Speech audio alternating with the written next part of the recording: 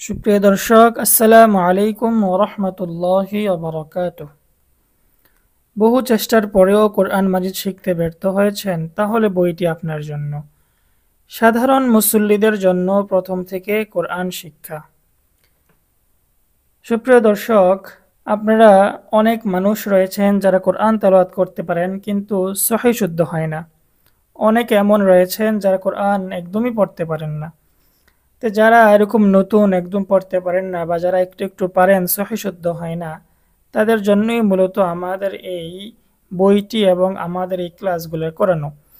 যদি আপনারা এই ক্লাসগুলো করে উপকৃত হন, তেলাওয়াত করতে থাকেন, তাহলে আল্লাহ তাআলা আপনাদের পাশাপাশি আমাকেও নেকি দান করবেন। এই উদ্দেশ্যেই কোরআনুল কারীমের ক্লাস নেওয়া, সহজভাবে কোরআনুল কারীম শিক্ষা দেওয়া। আপনারা সকলেই চেষ্টা করবেন এই ক্লাসগুলো নিয়মিত করার জন্য এবং নিয়মিত চেষ্টা করে কোরআন তেলাওয়াত শেখার জন্য।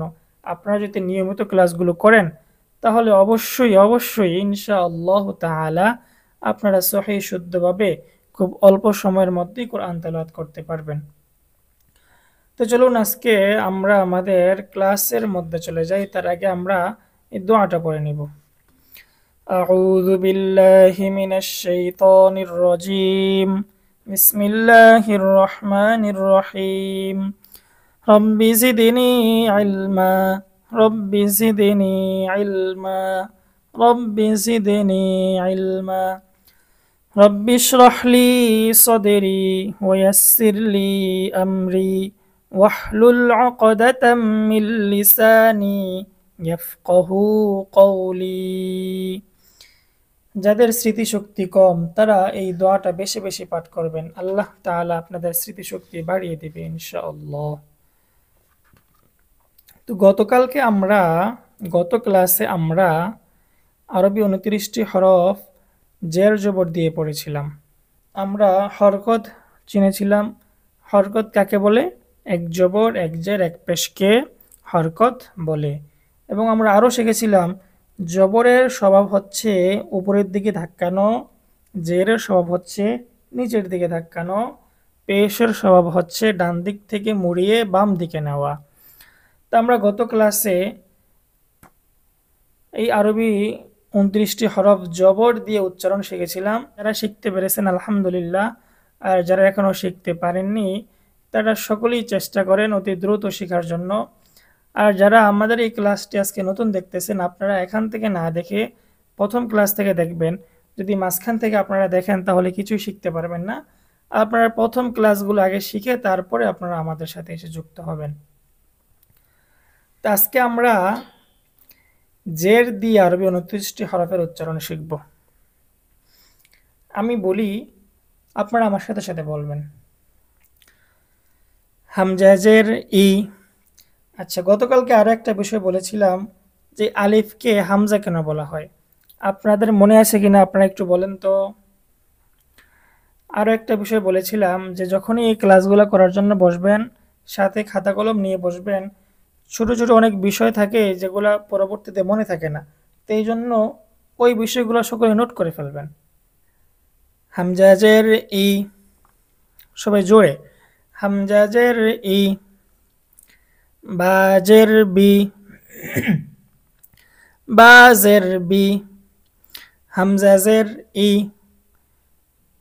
হামজাজের ই। বাজের বি। তাজের তি। সাজের সি। জিমজের জি। হাজের হি। খজের খি। দালজের দি। জালজের জি। রজের রি। ঝাজের ঝি। সিনজের সি। শিনজের শি। صادجر صي. ضادزر ضي. طازر طي. زاجر ضي. عينزر عي. غينزر غي. فاجر في. قفزر قي. কাফ জের কি, লাম জের লি, মিম জের মি, নুন জের নি, ওয়াও জের উই, হা জের হি, হামজা জের ই, ইয়া জের ই। তা আমরা আরো একবার এই হরফের উচ্চারণগুলো জানবো। আবার প্রথম থেকে আমরা শুরু করি।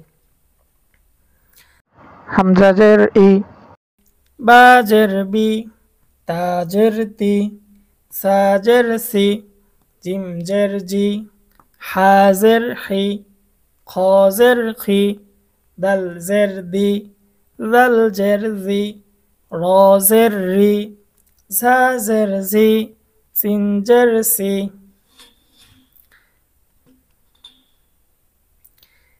শিন জের শি, صاد زر صي، ضاد زر ضي، طا زر طي، ظا زر ظي، عين زر عي، غين زر غي، فا زر في، قف زر قي، لم جر كف جر كي، لم جر لي، ميم جر مي، نون جر ني، واو زر وي، হা জের হি, হামজা জের ই, ইয়া জের ই।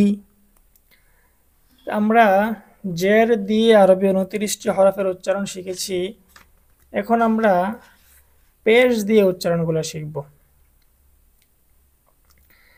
পেশ দিয়ে উচ্চারণ। হামজা পেশ উ, আমার সাথে সাথে সবাই পড়বেন। হামজা পেশ উ, বা পেশ বু, তা পেশ তু, সা পেশ সু, জিম পেশ জু, হা পেশ হু, খ পেশ খু, দাল পেশ দু, দাল পেশ দু, র পেশ রু, ঝা পেশ জু, সিন পেশ সু, শিন পেশ সু, صاد পেশ সু, ضاد পেশ দু, ত পেশ তু, জ পেশ জু, আইন পেশ উ, গইন পেশ গু, ফা পেশ ফু, কফ পেশ কু, কাফ পেশ কু, লাম পেশ লু, মিম পেশ মু, নুন পেশ নু, ওয়াও পেশ ওউ,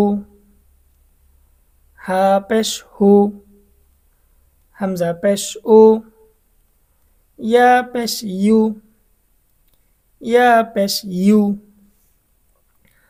আমরা পেশ দিয়ে আরো একবার উচ্চারণগুলো পড়ব, সাথে সাথে আপনারাও পড়বেন। হামজা পেশ উ, বা পেশ বু, তা পেশ তু, সা পেশ সু, জিম পেশ জু, হা পেশ হু, খ পেশ খু, দাল পেশ দু, দাল পেশ দু, র পেশ রু, ঝা পেশ ঝু, সিন পেশ সু, শিন পেশ সু, صاد পেশ সু, ضاد পেশ বু, ত পেশ তু, জ পেশ জু, আইন পেশ উ, গইন পেশ গু, ফা পেশ ফু, কফ পেশ কু, কাফ পেশ কু, লাম পেশ লু, মিম পেশ মু, নুন পেশ নু, ওয়াও পেশ ওউ, হা পেশ হু, হামজা পেশ উ, ইয়া পেশ ইউ। সুপ্রিয় দর্শক, আমরা পেশ দিয়ে 29টি হরফের উচ্চারণ শিখলাম। আপনারা সকলেই বাসায় এগুলো বেশি বেশি করে চেষ্টা করবেন। যত বেশি চেষ্টা করবেন তত দ্রুত শিখতে পারবেন, তত দ্রুত কোরআনুল কারীম শুদ্ধভাবে তেলাওয়াত করতে পারবেন। যদি আমরা এগুলো চেষ্টা না করি, আমাদের তেলাওয়াত যদি শুদ্ধ না হয়, তাহলে আমাদের নামাজ, আমাদের তেলাওয়াত এগুলো কিছুই আল্লাহ তাআলা কবুল করবেন না। আর যদি আমরা চেষ্টা করি, চেষ্টা করতে থাকি, তাহলে অবশ্যই আল্লাহ তাআলা আমাদের আমলগুলো কবুল করবেন। তো এই জন্য আমাদেরকে চেষ্টা করতে হবে। আর আপনারা সকলেই দাওয়াতের কাজ করবেন, একে অপরকে জানিয়ে দিবেন যে এখানে কোরআন শিক্ষার ক্লাস হয়, সকলে যাতে এই ক্লাসগুলো করে নিজে উপকৃত হয়। আর যারা আমাদের সবক কোর্সে ভর্তি হতে চান তারা আমাদের সাথে যোগাযোগ করবেন। আমাদের ডেসক্রিপশন বক্সে নাম্বার দেওয়া থাকবে, ওই নাম্বারে যোগাযোগ করবেন। আর যারা এই বইগুলো ক্রয় করতে চান তারাও ওই নাম্বারে যোগাযোগ করবেন। আপনারা এই বইগুলো ক্রয় করলে খুব সহজেই, উচ্চারণ সহ যেহেতু দেওয়া আছে এখানে, তো খুব সহজেই আপনারা শিখে নিতে পারবেন ইনশাআল্লাহ তাআলা। সুপ্রিয় দর্শক, আজ আমাদের ক্লাস এই পর্যন্তই। ইনশাআল্লাহ আগামী ক্লাসে আপনাদের সাথে দেখা হচ্ছে। আসসালামু আলাইকুম ওয়া রাহমাতুল্লাহি ওয়া বারাকাতুহু।